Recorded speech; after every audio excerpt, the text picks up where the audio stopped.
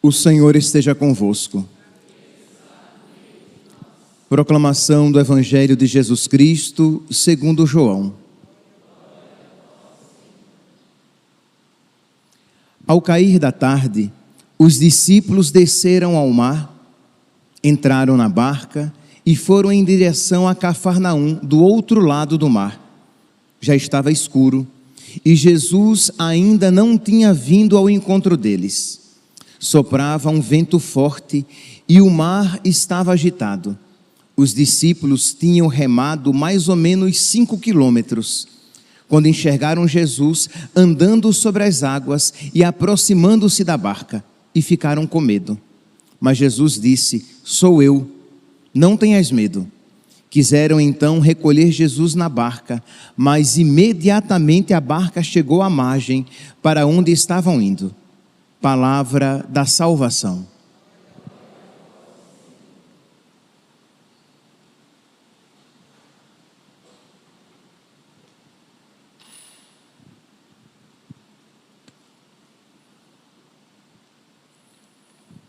Caríssimos irmãos e irmãs, nós temos hoje a alegria de celebrar a memória de São Martinho I, Papa e Mártir. É sempre uma alegria, meus irmãos, celebrar um mártir, porque ele amou e amou muito. O que é um mártir? É alguém que amou de tal maneira a Jesus, amou de tal maneira a verdade, que estava disposto a sofrer pela verdade. Muitos dizem estar dispostos a seguir a verdade, mas quando o preço desse seguimento se lhes apresenta alto demais, abandonam a verdade. Mas quando nós nos deparamos com um mártir, nós vemos que foi alguém que se dispôs a seguir Cristo, se dispôs a seguir a verdade e a pagar o preço necessário para seguir esta mesma verdade. É alguém que amou tanto Cristo que foi configurado a Cristo e a Cristo crucificado para, na glória, ser configurado a Cristo glorioso. Pois bem, então estamos celebrando São Martinho I, Papa e Mártir. E quem foi São Martinho? São Martinho, ele era um diácono do clero romano e foi eleito Papa após a morte do Papa Teodoro em 649. O Papa Teodoro morreu, Martinho, o diácono, foi eleito Papa. E a igreja, naquele período, isto é, em meados do século VII, 649, a igreja vivia um período em que os detentores do poder, em que o poder civil achava que podia interferir na igreja e na sua doutrina. O Papa Martinho foi elevado ao trono de Pedro num período em que o poder secular, o poder humano, o poder civil achava que podia dizer aos cristãos, aos católicos, em que eles poderiam crer, como eles deveriam crer, como deveria ser o seu credo. Eu não sei se vocês percebem, mas nós estamos num período semelhante, isto é, em que o poder civil, em que os poderosos do mundo acham que podem, e às vezes, infelizmente, com a anuência, com a inatividade dos responsáveis pela doutrina, então às vezes com a complacência destes, os grandes do mundo querem modificar a doutrina. Vocês já ouviram aí de tantas pessoas falando, por exemplo, que a Bíblia tem que ser reescrita, Porque existem coisas, ensinamentos na Sagrada Escritura que não se adequam mais ao pensamento do homem atual. Quantas vezes vocês já devem ter ouvido algo semelhante mas o ensinamento da igreja tem que mudar, gente. Não dá mais para continuar ensinando isso. Hoje em dia ninguém vive mais isso. Então é esta tentativa de mudar a igreja, de interferir na igreja, de mudar a doutrina da igreja para dizer como nós devemos crer. E neste período, o imperador Constante II, ele era favorável, até promulgou um documento, Typos, em que ele promovia a heresia monotelita. Monotelismo era uma heresia vinda do monofisismo, o monofisismo dizia que Jesus Cristo tinha apenas uma natureza, a divina. No máximo, a humana foi cooptada, foi absorvida pela natureza divina. Isso causou vários problemas, eles cederam, mas vieram com uma outra heresia vinda desta, o monotelismo, que dizia que em Cristo existia apenas um movimento, uma vontade, depois uma energia. Isso tudo para negar o quê? A verdade de que Cristo se fez verdadeiramente homem. Pode ser que eu, ao dizer isso, você diga: nossa gente, ele morreu por isso. O Papa então resolveu brigar por isso. Meus irmãos, o problema é que nós, cristãos modernos, adquirimos uma fé epitelial, uma fé epidérmica. A nossa fé é o sentir. Se você sente, aí você diz que aquilo é verdadeiro. Se você se arrepia, você diz que aquilo é verdadeiro. O justo vive pela fé e não pelos arrepios. O justo vive por aquilo que ele crê. Então, meus irmãos, é importante que nós tenhamos, e nós estamos refletindo sobre isso durante toda esta semana. Durante toda esta semana eu tenho tocado neste ponto. É importante que nós tenhamos uma fé clara, para que nós possamos ter uma vida reta. É importante que nós tenhamos uma fé clara, que nós conheçamos a nossa fé, para que nós possamos professá-la, defendê-la, ensiná-la. E quando disserem a nós: você é muito apegado aos dogmas, acolha isso como um elogio. Que bom, porque os dogmas são o quê? As verdades fundamentais da nossa fé. O que é um dogma? Um dogma é uma verdade revelada, é uma verdade fundamental, é uma verdade sem a qual eu deixei de ser cristão, eu deixei de ser católico. Então, para nós é um elogio quando dizem a nós que nós somos muito apegados aos dogmas. Sim, nós somos, e foi exatamente por causa disso que o Papa Martinho morreu, porque ele não estava disposto a fazer menos, a fazer vista grossa a uma negação fundamental. Porque se Cristo não assumiu verdadeiramente a nossa humanidade, se Cristo não tinha vontade humana, então nós não fomos redimidos, porque nós temos vontade. Então, se a natureza humana assumida por Cristo era desprovida de vontade, ou aquela vontade era passiva, sem movimento próprio, não é verdade aquilo que a carta aos Hebreus vai dizer, que Jesus Cristo, com forte clamor e lágrimas, pediu que aquela hora dele fosse afastada. Não será verdadeira aquela cena, né, que é imortalizada no imaginário de todo católico, de todo cristão, lá de Jesus no Horto das Oliveiras, rezando e dizendo: Pai, se é possível, afasta de mim este cálice. Todavia, seja feita a vossa vontade e não a minha.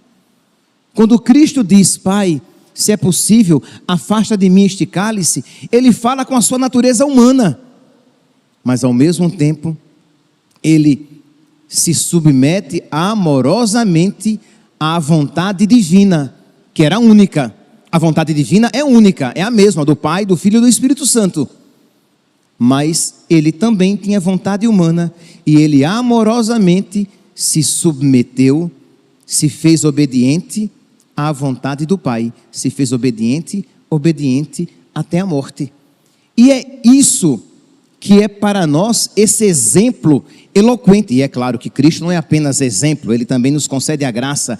Mas quando nós vemos Cristo que submete a sua vontade à vontade de Deus, isso nos inspira a fazer o mesmo. Então Jesus, na sua humanidade, ele obedeceu amorosamente ao Pai. Eu então preciso amorosamente obedecer a Jesus, obedecer ao Pai, obedecer a Deus. Então isso é uma inspiração para que nós tenhamos em nós os mesmos sentimentos de Cristo. Mas se Cristo não tinha vontade humana, não houve nenhum drama. Se Cristo não teve vontade humana, não houve agonia. Ele não suou sangue. Por quê? A agonia foi exatamente isso. A confrontação da vontade de Deus para a vontade do homem Jesus, e que ele, amorosa e obedientemente, se submete. Contudo, seja feita a tua vontade e não a minha. E ele nos ensinou a rezar dessa mesma maneira, quando disse que nós deveríamos rezar: seja feita a vossa vontade, ó Pai, assim na terra, como ela é feita no céu. Então, meus irmãos, era uma verdade, um ponto fundamental, mas constante, segundo o imperador autoritário, que achava que poderia mudar as verdades fundamentais da fé, e que poderia dizer em que os cristãos poderiam crer. Por isso, meus santos, se nós, pastores e ovelhas, ministros ordenados, clero e leigos, se nós não estivermos dispostos ao preço do nosso sangue, ser fiéis a Jesus, ser fiéis aos ensinamentos que a igreja tem transmitido, tem ensinado desde sempre, nós iremos também apostatar, porque este mundo já quer, e este movimento vai piorar, arrancar nossa fé da própria boca e colocar goela abaixo as suas ideologias. Nós vemos que existem coisas que, dependendo de como dizemos e onde dissermos, podemos ser presos. Algo que nós sempre ensinamos como pecado, mas que faz com que muitos cristãos tenham medo. Ora, existem muitos pregadores, mas muitos pregadores que não ousam no púlpito, eu não digo nem na praça, no púlpito, de falar a respeito da pecaminosidade das relações entre dois homens e duas mulheres, de que é pecado mortal, de que é uma desgraça, de que é uma violência inominável, quando os pais estão dispostos a matar o seu filho no próprio ventre da mãe, de que isso é uma violência sem tamanho. E aí precisa se usar eufemismos, abrandamentos, interrupção da gravidez, quando é o assassinato de uma criança na barriga da sua mãe. Por quê? Porque se eu chamar as coisas pelo nome, vão dizer que é discurso de ódio, e eu posso ser preso por causa disso. Se eu vir um homem apresentado como uma mulher, mas se eu vejo que é um homem, e eu defini-lo como tal, isto é, se eu disser, isto é um homem, eu posso ser processado por preconceito. Até aí um padre que está rodando pelas redes sociais, que está sendo processado, porque uma pessoa se sentiu ofendida, porque ele falou o básico, o óbvio a respeito da nossa fé e da nossa moral, nisto que toca a respeito de masculinidade, de homem e mulher. E tantos outros pontos sobre os quais eu não vou discorrer, que eu quero seguir em frente aqui na homilia. Então nós precisamos estar dispostos, porque se quisermos viver a nossa fé sem pagar o preço, a nossa fé nos será arrancada da boca e a ideologia nos será colocada goela abaixo. O cristão ou será um mártir, seja um mártir como tal, cruento, derramando o seu próprio sangue, ou vivendo um martírio branco, o martírio da perseguição, o martírio da chacota, o martírio do desprezo. Mas se ele não estiver disposto ao martírio, ele não será nada. Pois bem, então, Constante II manda prender o Papa. Ele é levado para uma região ali na Turquia, em Istambul, Constantinopla, e ele é exposto nu, o Papa é exposto nu em praça pública, para que as pessoas zombassem dele, para que as pessoas cuspissem, para que as pessoas jogassem pedra, fruta, ovos, qualquer coisa. E ele ficou dias nu em praça pública por causa de Cristo e por causa da verdade. O historiador Daniel Hopes, ele tem uma coleção de história da igreja. No volume 2, ele fala desse período e faz até referência ao Papa Martinho, e ele diz como é que era aquela realidade, como é que era Constantinopla nesse período. Ele diz: para formar uma ideia dos costumes bizantinos, isto é, do pessoal daquela região, daquela cultura de Bizâncio, para formar uma ideia dos costumes bizantinos dessa época, é suficiente consultar os cânones disciplinares do famoso Concílio da Cúpula, também chamado Quinicexto, isto é, leis que a igreja emitiu, que a igreja criou. E quando a gente precisa criar leis para coisas tão óbvias, a situação está feia. Imagine que eu precise criar leis dizendo: ninguém pode fazer suas necessidades fisiológicas aqui na igreja. Eu não preciso criar uma lei sobre isso. Está óbvio que eu não preciso dizer isso, porque ninguém pode fazer isso aqui dentro da igreja. Então, mas quando uma lei dessa precisa ser feita, é porque a situação está horrível. Pois bem, vejam aqui, ouçam aqui as leis que a igreja então precisou criar. São assustadoras as interdições que esta Assembleia se viu obrigada a lançar e os erros que teve que denunciar. Foi necessário, por exemplo, lembrar aos clérigos, aos padres, aos diáconos, aos bispos, foi necessário lembrar aos clérigos que não lhes era permitido ser proprietários de casa de prostituição. Isto é, o nível de degradação do clero. E dizer: olha, isso vocês não podem ter. E aos fiéis, e dizer aos fiéis que as igrejas ficariam profanadas se dentro delas houvesse comércio carnal. Entendam o que significa comércio carnal.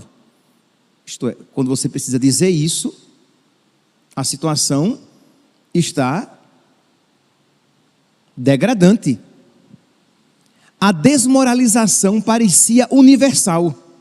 O concílio teve que excomungar as religiosas que violavam os seus votos. Os negociantes cristãos de pinturas licenciosas, de pinturas indevidas e modestas. Os médicos e parteiros, ditos cristãos, especializados em aborto. Isso no século VII.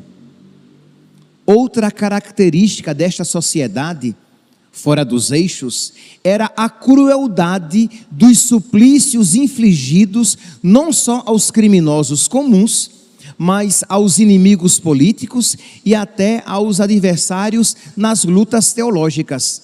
Isto é, eles eram cruéis para deixar morto de inveja um Átila, um pagão, um bárbaro. Átila, o Uno, o flagelo de Deus. Imagine que São Máximo Confessor, que é deste período também, que propagava, ensinava, defendia a verdadeira fé. São Máximo teve a sua mão direita amputada e a sua língua arrancada, para que ele não escrevesse a verdadeira fé e não proclamasse, não pregasse a verdadeira fé. Então vocês veem a crueldade, a barbarização de então, mas ao mesmo tempo, meus irmãos, Deus não nos abandona em meio às dificuldades e não abandonou Martinho. Mas padre, o senhor já deu spoiler, o senhor já disse que ele vai morrer,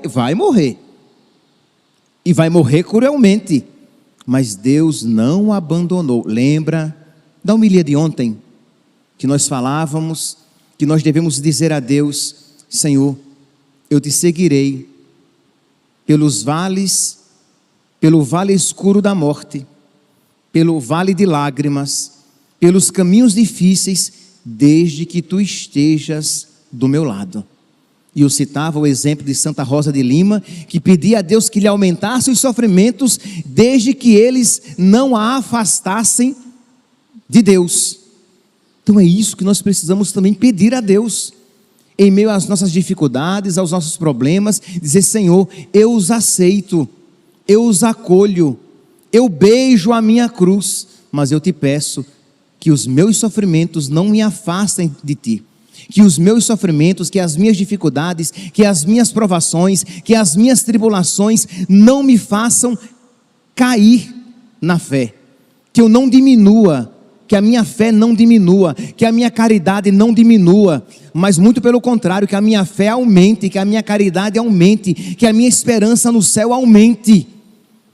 Porque às vezes nós dobramos os nossos joelhos e fazemos as nossas orações pedindo a Deus já que Ele nos livre daquele problema, sem nem nos perguntar se existe algo de Deus, algo que Deus queira me ensinar por meio daquela provação, por meio daquela dificuldade.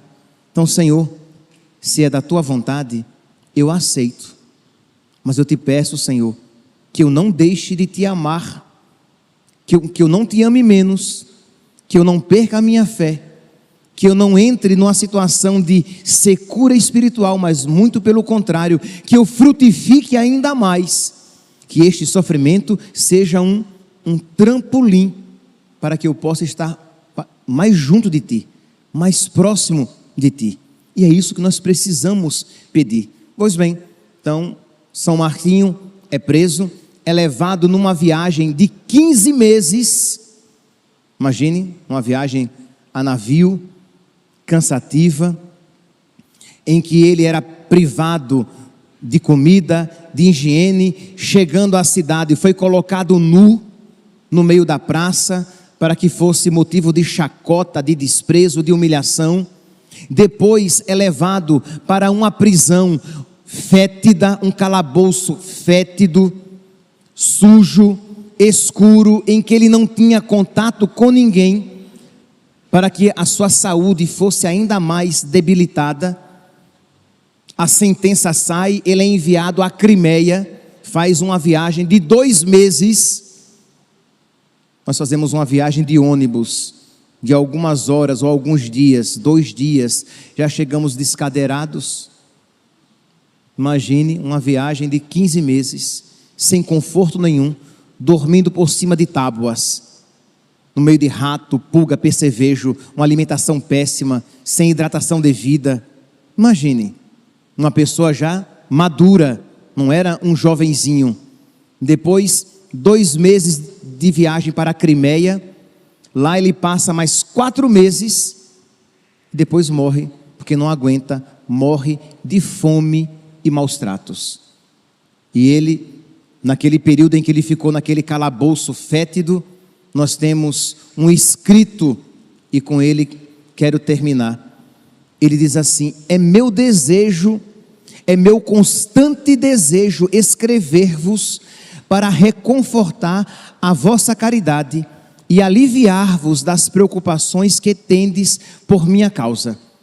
Imagine aqui, meus santos, lembra Jesus no alto da cruz, que está preocupado com o bom ladrão, que está preocupado em deixar a sua mãe com João e dar João como filho à sua mãe. Isto é, ele está preso, ele está passando necessidade, ele está sendo agredido, sofrendo violência, sofrendo fome, e ele está preocupado para que os irmãos não fiquem desesperados. Então escreve para eles: também agora vos escrevo acerca dos sofrimentos que me oprimem. Digo-vos a verdade em nome de Cristo nosso Senhor. Isolado de todo convívio humano e afastado da responsabilidade apostólica, isto é, sem poder pregar, vivo como se não vivesse. Os habitantes dessa região são todos pagãos, e aqueles que vieram para cá também adotaram os costumes locais. Isto é, e os cristãos que vieram para cá se paganizaram também. Perderam até mesmo o instinto natural de compaixão que os próprios bárbaros tantas vezes demonstraram, isto é, se tornaram piores do que os próprios bárbaros. Fiquei admirado e me surpreendi com a falta de sensibilidade e bondade de todos os que me rodeavam, até amigos e parentes. E aí ele vai falar, vai continuar aqui o texto, e dizer: fiquem inabaláveis na fé. Imagine, alguém que está sofrendo, mas ele está firme e está firmando os outros na fé. E aí ele vai no finalzinho da sua carta dizer: o Senhor cuidará desse pobre corpo como lhe aprouver, seja em contínuos sofrimentos ou dando-lhe algum alívio. Ele está perto de mim, por que me afligir? Ele está comigo. Imagine aqui, meus santos, dizer: Deus está comigo quando tudo está bem, é fácil, não é fácil? Dizer que Deus está comigo quando eu tenho saúde, não é fácil? É fácil. Dizer que Deus está comigo quando eu estou pagando as minhas contas todinhas, não é fácil? É fácil. Dizer que Deus está comigo quando as coisas estão mais ou menos tranquilas na minha família, não é fácil? É fácil. Mas dizer que Deus está comigo quando eu estou perseguido, quando eu estou sendo maltratado, quando eu estou passando fome, quando eu estou com úlceras, feridas no meu corpo, quando eu tenho sido objeto de chacotas e humilhações públicas, e você diz, e ele diz: mas Deus está comigo. Senhor, eu te seguirei por onde quer que vás, desde que tu sempre estejas do meu lado, desde que eu esteja contigo. Se tu queres que eu vá pelo caminho escuro, que o Senhor esteja comigo. Ainda que eu passe pelo vale tenebroso, eu não temerei. Por quê? Porque tu estás comigo. É isso, meus santos, que hoje São Martinho nos ensina e que deve nos inspirar a todos. Pedir a Deus que nos conceda esta consciência de que, se nós tivermos fé, E se nós suplicarmos a sua graça, e se nós nos mantivermos em estado de graça, o Senhor sempre estará conosco como um amigo, nos sustentando mesmo em meio às provações que Ele permitir na nossa vida. Que São Martinho interceda por nós, que São Martinho, Papa e Marte, interceda por nós. Que São Martinho, Papa e Marte, interceda pela igreja para que nós estejamos dispostos a sofrer pela verdade. Sofrer pela verdade. Que São Martinho, Papa e Marte, de um modo particular, interceda principalmente por todos os ministros ordenados, para que sejamos fiéis mesmo à custa da própria vida. E por fim, que Nossa Senhora, Rainha dos Mártires, interceda por nós, interceda por toda a igreja. Louvado seja nosso Senhor Jesus Cristo, para sempre seja louvado.